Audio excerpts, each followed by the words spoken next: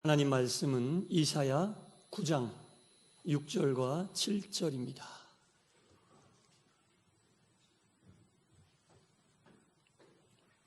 이사야 9장 6절과 7절 우리 한 절씩 교독하도록 하겠습니다.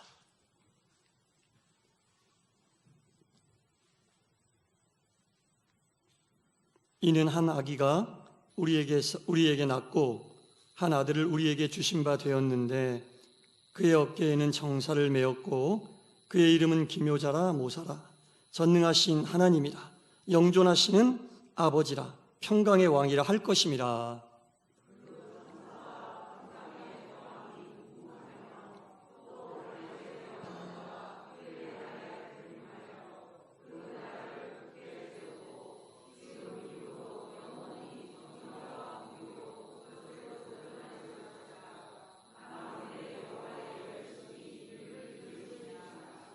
아멘. 할렐루야. 아멘. 주님의 평안이 여러분 모두에게 충만히 임하시기를 주님의 이름으로 간절히 축원합니다. 아멘. 자, 이 이스라엘이라고 하는 나라의 역사를 살펴보면 제가 여러 번 말씀드렸을 거예요. 그래서 이 이스라엘이라고 하는 나라가 사울 임금, 다윗 임금, 솔로몬 임금까지 왔고 이제 네 번째 임금인 솔로몬의 아들 르호보암이라고 하는 사람이 왕이 되었는데 이 르호보암 때 하나님께서 나라를 둘로 나누신 거예요. 남과 북으로. 그래서 이스라엘에 총 12개 지파가 있는데 그 중에 10개의 지파는 여로보암이라고 하는 사람을 중심으로 북쪽에 이스라엘이라고 하는 나라를 만드시고 남쪽에는 나머지 2개 지파를 가지고 솔로몬의 아들인 르호보암이 왕권을 잇게 하여 유다라고 하는 나라가 존속이 됩니다. 이렇게 나라가 북쪽의 이스라엘과 남쪽의 유다로 갈리어져서 400년 동안 하나가 되지 못했어요. 그리고 결국은 북쪽의 이스라엘은 아수르라고 하는 나라에 의하여 멸망당하고 남쪽의 유다는 바벨론이라고 하는 나라에 의하여 멸망을 당했습니다. 하나가 되지 못하고 이렇게 나라가 둘로 나뉘어지게 된 것입니다. 이스라엘 남쪽의 유다에 아하스라고 하는 왕이 이제 나라를 다스리고 있는 그때인데 이 아하스라고 하는 왕은 참 하나님 보시기에 합당치 않은 왕이었습니다. 북쪽에 있는 이스라엘의 왕도 그렇고 남쪽에 있는 유다의 왕도 그렇지만 나라가 항상 힘들고 어렵고 괴로운 처지에 있을 때 원인은 딱 한 가지밖에 없습니다. 그 원인이 뭐냐면 우상숭배. 하나님의 백성이 하나님을 믿지 않고 하나님 말씀을 따르지 않고 우상을 숭배했을 때 예외 없이 하나님께서는 주변의 다른 이방 나라들, 강대국을 회초리로 쓰시고 이스라엘과 유다를 쳐서 정신 차리고 돌아오라고 하나님은 그렇게 하셨어요. 이 우상 숭배, 이것이 북쪽의 이스라엘에도 있었고 남쪽의 유다에도 있었는데 이 남쪽의 유다에 아하스라고 하는 왕이 다스릴 때에 우상 숭배가 정말 만연해 있었거든요. 그래서 하나님께서는 아람이라고 하는 강대국과 북쪽의 이스라엘을 연합시켜서 아하스가 다스리고 있었던 남쪽의 유다 나라를 침략하게 만드셨습니다. 이 아람이라고 하는 나라는 우리가 나아만 장군이라고 하는 사람을 다 들어보셨을 거예요. 문둥병이 걸린 나아만 장군. 엘리사 선지자에게 요단강에가 7번 몸을 들어왔다 나오면 병고침을 받을 것이다 명령을 받았던 그 나아만 장군이 있었던 나라가 아람 나라입니다. 지금의 시리아의 땅에 있었던 그 족속인데 이 아람과 그때 당시 강대국이었는데 이 아람과 북쪽의 이스라엘을 연합하여 남쪽의 유다를 침략하는 거예요. 그때 이사야 선지자가 남쪽의 아하스 왕과 유다의 백성들에게 하나님 말씀을 선포합니다. 정신 차리시오. 우상 숭배를 빨리 끊어내시오. 그렇지 않으면 하나님의 진노를 면치 못할 것이오. 이렇게 하나님 말씀을 이 이사야 선지자가 전했어요. 정신 차려야 되잖아요. 아하스와 유다 백성들은 하나님의 뜻을 거부했습니다. 거부했어요. 그리고 자기들끼리 고민합니다. 강대국인 아람과 이스라엘이 연합하여 쳐들어오면 우리는 망할 게 불보듯 뻔한 일인데 어떻게 해야 되지? 아하스와 신하들이 모여서 의논을 했는데 그들이 내린 결론은 아람이 쳐들어오면 더 강한 나라를 우리 편으로 만들면 된다. 더 강한 나라였던 아수르라고 하는 나라를 이 전쟁에 끌어들이는 거예요. 아수르라고 하는 나라를 전쟁에 끌어들여서 아수르로 하여금 우리를 지켜주게 하면 된다. 이게 그들이 만들어낸 방책이었습니다. 어두움의 풍전등화 같은 이 유다의 나라의 운명을 아수르라고 하는 이방 민족에게 한 줄기 빛이 되기를 기대하고 있는 참으로 어리석은 아하스 왕과 유다의 백성들이 아닐 수 없습니다. 이렇게 정신을 못 차리고 있는 그때에 이사야 선지자가 예언의 말씀으로 유다의 아하스 왕과 유다의 백성들에게 이야기한 것이 바로 오늘 본문이에요. 오늘 본문이 그런 배경을 가지고 있는 겁니다. 한 아기가 나게 될 것이다. 그 태어나게 될 아기는 하나님께서 우리에게 보내신 자인데 그는 어깨에 정사를 메었다. 그리고 그의 이름은 기묘자이고 모사라. 전능하신 하나님이시다. 하나님이 보내시지만 그분은 하나님이시다. 영존하시는 아버지 하나님이시다. 그리고 그분은 평강의 왕이 될 것이다.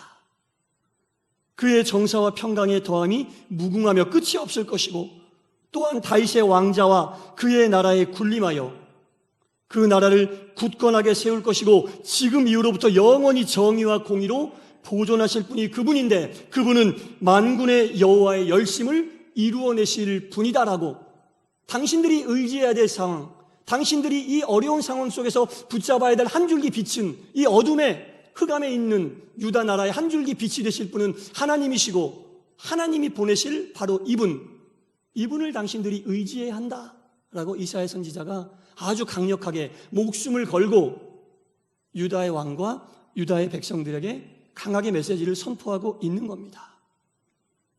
이분이 바로 누굽니까?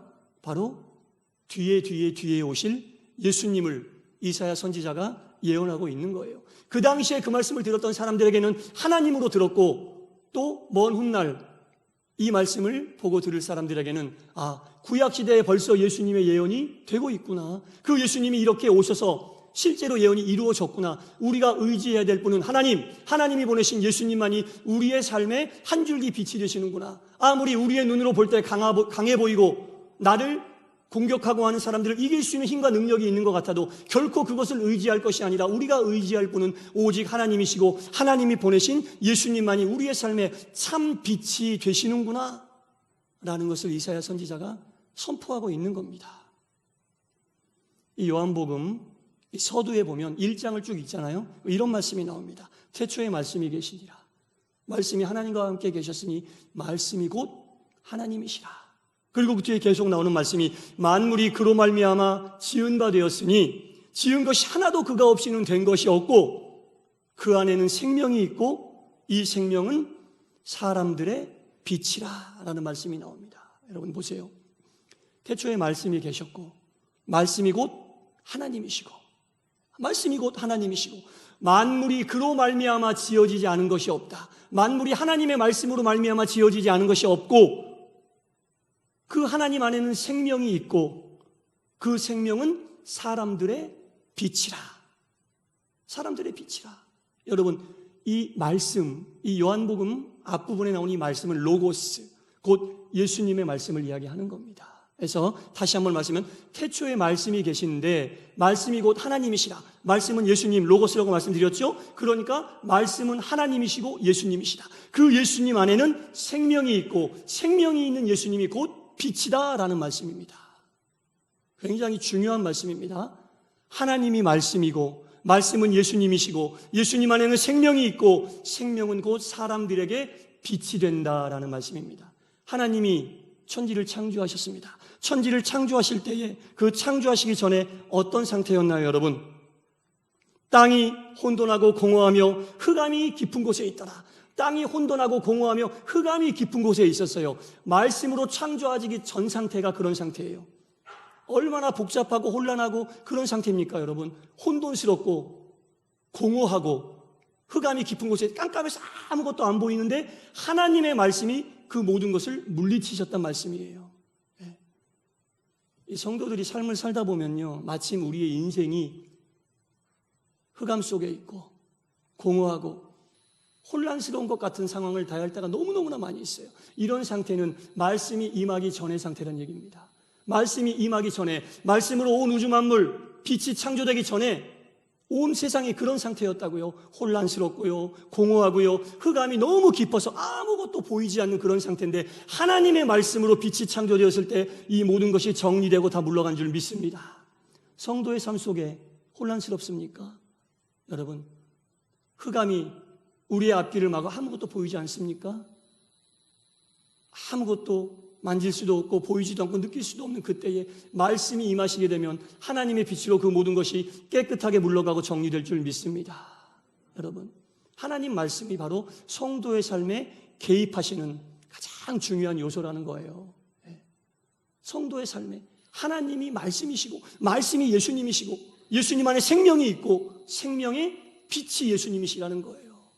말씀이 가미되기 전에는 혼란스럽고 혼란하고 공허하고 흑암이 너무 깊다는 건데, 말씀만 그것에 임하게 되면 그 말씀의 빛으로 인하여 모든 것이 밝아지고 정리되고 교통이 정리가 된다는 겁니다. 그래서 성도의 삶 속에 가장 중요한 것이 하나님의 말씀이고, 어떻게 해서든지 하나님 말씀을 많이 들으려 하고 많이 읽으려 하고 가까이 해야 되는 거예요. 그래야지 우리의 삶에 혼란과 공허와 흑암이 물러가게 된다는 거예요. 이건 만고불변의 진리고 하나님 말씀에 정확하게 나와 있는 거예요. 말씀을 떠나서는 살 수 없어요. 지금 유다의 백성들 하나님 말씀을 듣기를 싫어해요. 하나님 말씀을 듣기 싫어하니까 그들의 삶에 혼란과 어둠과 흑암이 떠나갈 수가 있겠습니까? 이사야 선지자는 지금 하나님 말씀을 들으라고 그들에게 선포하고 있는 거예요. 그들이 빛으로 여기고 있는 아수르가 그들의 빛이 아니라 하나님 말씀을 들을 때 그 말씀이 생명이고 빛이 된다라는 말씀을 하고 있는 거예요. 말씀을 가까이 하시는 성도님들 되시기를 축원합니다. 가까이 하셔야 돼요. 여러분, 지구상에 있는 종교는요,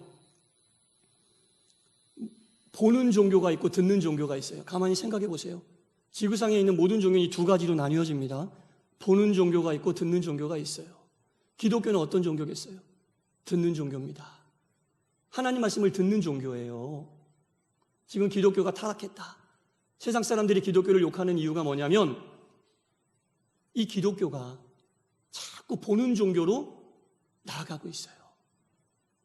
듣는 종교인데 보는 종교로 나가고 있어요. 여러분, 세상은 문화가 발달할수록, 매스미디어가 발달할수록 자꾸 뭘 보여주면서 사람의 마음을 끌어당깁니다. 그게 세상의 이치예요. 세상은 그렇게 나가요. 어떻게 하면 시각적인 효과를 부각시켜서 사람들의 마음을 뺏어올까? 다 그렇잖아요. 작은 것도 보여주려고 그러고. 기독교가 이 세상의 풍조에 휩쓰여가는 경향이 있습니다. 하나님의 몸된 교회도, 심지어 예배를 드림에도 들으려 하지 않고 보는 것으로 우리의 마음을 채우려고 하는, 이것이 개선되지 않으면 기독교의 갱신은 힘들어요. 보는 것에서 듣는 것으로 기독교의 본질을 깨닫기 전에는 바른 성도의 길을 가기 힘듭니다. 여러분, 보는 것에 너무 집착하지 마세요. 여러분, 기독교는 듣는 종교입니다. 하나님 말씀을 듣고 하나님의 뜻이 무엇인지 깨닫고 그 뜻을 지켜 행하려고 하는 것이 성도의 길이라는 거예요. 그래서요, 말씀을 어떻게 해서든지 많이 들으려고 해야 됩니다. 말씀을 어떻게 해서든지 많이 가까이 하려고 해야 됩니다. 그렇지 않으면 바른 길을 갈 수가 없어요. 보는 것에 마음을 뺏겨버리면 안 됩니다. 여러분, 바른 길을 갈 수가 없어요. 기독교는 다시 말씀드리지만 하나님 말씀을 듣는 종교입니다. 들어야 됩니다. 여러분, 믿음은 어디에서 납니까? 들음에서 납니까? 들음에서 납니다. 들음에서. 들어야 됩니다. 여러분, 들을 수 있는 기회가 있을 때마다 최우선으로 오셔서 들으셔야 돼요. 많이 듣는 그런 마음이 우리 가운데 있어야지 나로부터 교회의 갱신이 시작될 수 있다는 겁니다. 하나님은 말씀으로 성도의 삶에 개입하셔서 혼돈과 공허와 흑암을 물리쳐 주십니다. 그러려면 들어야죠. 혼란하고 혼돈하고 괴롭고 막 흑암이면 들어야지 개선이 된다는 겁니다. 그때 비추어지는 말씀이 한 줄기 빛이라는 겁니다. 예수님이 사람들의 빛이 되는 것처럼. 인류가 최초로 믿었던 신은 태양이에요. 역사로 볼 때 인류가 최초로 믿었던 신은 태양인데, 사람들이 왜 태양을 신으로 믿었냐면 땅에 곡식을 심으면 태양이 비추어져 태양빛으로 인하여 곡식이 자라고 열매가 맺혀지거든요. 그래서 인류의 역사에 있는 모든 전쟁은 어떻게 하면 땅을 많이 차지할까라는 전쟁이었는데, 그것은 무슨 말이에요? 태양빛이 비추어지는 공간을 많이 확보하기 위한 전쟁이었다는 거예요. 그러니까 태양빛이 많이 비추어지는 그 땅을 차지하는, 그 땅에 영향력을 주고 그 땅에 에너지를 주는 태양을 섬길 수밖에 없는 겁니다. 그래서 사람은 예로부터 태양을 신으로 생각할 수밖에 없었는데, 여러분, 태양도 결국 따지고 보면 뭡니까? 하나님의 피조물이라는 거예요. 결국 사람들이 섬기는 이 태양도 하나님의 피조물이라는 겁니다. 이 태양이 위대해 보이고 힘이 있어 보이고 에너지가 있어 보이지만 결국은 하나님의 피조물에 불과하다라는 거죠.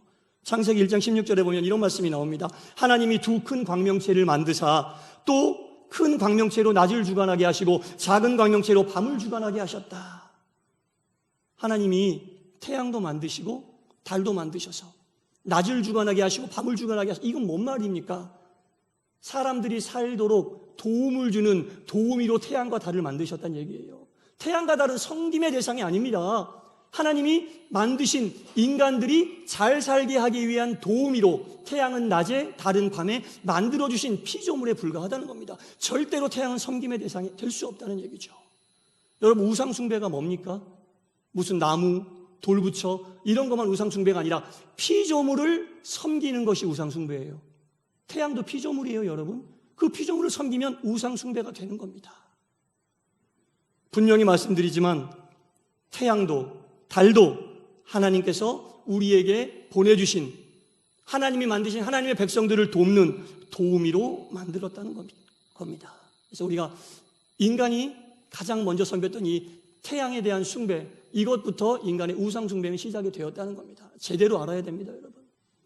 우리가 오직 빛으로 숭배하고 섬겨야 될 분은 오늘 본문에 나와 있는 빛이신 예수 그리스도밖에 없다는 겁니다. 이사야 선지자는 오직 빛은 하나님이시고 또한 그 하나님이 보내신 예수님만이 빛이다라는 것을 본문을 통해 이야기하고 있는 겁니다. 너희들이 지금 아수를 섬길 것이 아니다. 하나님께서 보내신 예수님을 알고 그 보내신 하나님을 섬겨야 되는데, 그분이 곧 빛이시고 그분이 곧 말씀이다라는 것을 구약의 이사야에 나와 있는 이 말씀을 요한복음 1장에서 풀어주고 있는 거예요. 풀어주고 있는 거예요. 태초에 말씀이 계시는데 말씀은 하나님이시고 말씀은 예수님이신데 그 말씀이 곧 생명이시고 생명 안에는 빛이 있다. 그래서 예수님은 말씀과 동시에 빛이 되시는 분이다. 그리고 그분은 하나님이 보내셨다라는 말씀을 이사야가 하고 있는 겁니다. 본문에 보니까 하나님이 보내신 예수님은 정사를 어깨에 메었다. 이건 정치적인 통치력이 있다는 말씀을 하고 있는 거예요. 유다의 백성들, 아하스 왕이여, 아수르의 왕을 의지하지 말고 하나님이 보내신 정사를 어깨에 메신 통치력이 있으신 예수님을 믿고 그분을 의지해야 한다. 기묘자라 모사라, 원더풀 카운셀러란 얘기입니다. 당신들의 어려움을 상담하고 풀어내야 될 분은 오직 빛이신 예수님밖에 없다라는 얘기입니다. 그리고 그분은 평강의 왕이라. 평강하기를 원하시죠? 예, 평강하기를 원하십니다. 하지만 세상이 주는 것으로는 온전한 평강을 이룰 수 없습니다. 여기서 이야기하는 평강은 샬롬, 하나님이 주시는 평강을 이야기합니다. 이 샬롬의 뜻은 부족함이 없는 상태를 이야기합니다. 부족함이 없는 상태. 그러나 잠깐 채워졌다가 없어지는 그런 불완전한 것 말고 영원히 채워지는 부족함이 없는 상태를 샬롬이라고 합니다. 예수님께서 주시는 평강은 바로 이 샬롬을 이야기하는 겁니다. 평강. 우리가 하나님께서 보내신 예수님을 의지하면, 정사를 어깨에 메시고 기묘자이고 모사이신 평강의 왕이신 예수님을 우리가 의지하면 하나님의 평강이 임하게 된다라는 말씀을 이사야 선지자가 하고 있는 겁니다. 엉뚱하게 아수르 의지하지 말고, 아수르가 전쟁에 이겨줘도 그 아수르는 당신들을 그냥 두지 않을 것이야 라는 이야기를 같이 하고 있는 거죠. 하나님의 평강이 우리 가운데 온전히 임하게 되면 세상이 주는 단순한 마음의 편안함이 아닙니다. 우리가 그분을 찾고 그분을 의지하고 그분과 동행하게 되면 하나님이 주시는 평강은 우리의 무능을 유능으로 바꾸시고 약함을 강함으로 바꾸시고 분노를 기쁨으로 바꾸시고 차가움은 따뜻함으로, 두려움과 걱정은 소망과 평안으로 바꿔주신다는 겁니다. 억지로 부득불로 일부러 할 수 있는 게 아니라 마음속 깊은 곳에서 그런 마음이 밀려들 수밖에 없다라는 겁니다. 이사야 선지자는 오늘 이 얘기를 유다의 아하스 왕과 유다의 백성들에게 선포하고 있는 겁니다. 사랑하는 성도 여러분, 어깨에 정사를 메시고 기묘자이고 모사이시고 평강의 왕으로 오신 예수님은 곧 하나님이십니다. 하나님이십니다. 그리고 그 예수님은 만군의 여호와 하나님의 열심을 가지고 지금 말씀하신 모든 이런 것들을 이루어내실 유일한 분입니다. 그리고 요한복음에서 또 이야기하잖아요. 말씀이 있었고 말씀이 하나님이시고 그 말씀은 로고스 예수님이시고 예수님 안에는 생명이 있고 생명이 있으신 예수님이 빛이다. 그러니 결론은 예수님은 말씀 플러스 빛을 가진 유일한 분, 우리가 의지하고 믿고 나가야 할 분, 정사를 어깨에 메신 정치력이 있는 분, 기묘자이고 모사이신 굿 카운셀러, 샬롬을 우리에게 주실 평강의 왕이심을 믿으시고 예수님만을 우리 삶의 빛으로 여기실 때에 예수님이 온전히 임하시게 되면 혼란과 공허와 흑암이 그 말씀과 빛으로 인하여 모두 물러가 하나님께서 주시는 온전한 샬롬의 상태가 여러분들의 삶에 온전히 충만히 임하게 될 줄 믿으시기 바랍니다. 기도하겠습니다. 하나님 아버지, 하나님께서는 예수님을 통해 말씀과 빛으로 우리의 삶에 적극적으로 개입하시기를 원하십니다. 말씀을 듣지 않으면, 가까이 하지 않으면 개입하시기가 어렵습니다. 하나님께서 말씀으로 천지를 창조하시기 전에 세상은 혼란했고 공허했고 흑암이 충만했습니다. 그러나 말씀으로 빛을 창조하셨을 때에 이 모든 것이 깨끗이 물러가고 하나님의 아름다운 세상이 시작하게 되었습니다. 우리의 삶이 혹은 흑암이고 혼란이고 공허할 때에 하나님의 말씀의 빛을 온전히 사모하고 말씀을 통해 하나님으로 하여금 우리 삶에 개입하게 하시사 말씀의 빛이 비추어져 이 모든 것들이 깨끗이 물러나고 정리되는 하나님이 주시는 샬롬의 평안이 충만케 하여 주옵소서. 예수님 이름으로 기도드리옵나이다.